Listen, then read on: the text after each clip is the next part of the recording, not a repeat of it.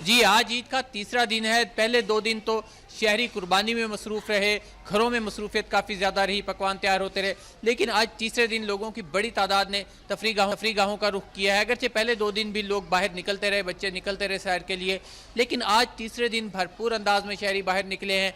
मुख्तलिफ़ तफरीह गाहों में लोगों का रश लगा हुआ है। चिड़ियाघर में भी बहुत बड़ी तादाद में लोग मौजूद हैं।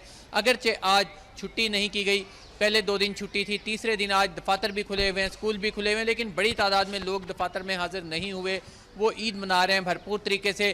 चिड़ियाघर में भी अगरचे जानवरों के पिंजरों के पास भी रश लगा हुआ है लोगों का, वहाँ पर भी सैर की जा रही है, लेकिन यहाँ पर लोगों की बड़ी तादाद खाने पीने में भी मसरूफ़ है। खाने पीने के कई नए पॉइंट्स भी यहाँ पर कायम किए गए हैं। लोगों की बड़ी तादाद यहाँ पर आ रही है और चाट, दही भल्ले, समोसे, पकौड़े खा रही है, लेकिन उन्हें यह भी शिकायत है यहाँ पर कि इसकी कीमतें बहुत ज़्यादा हैं।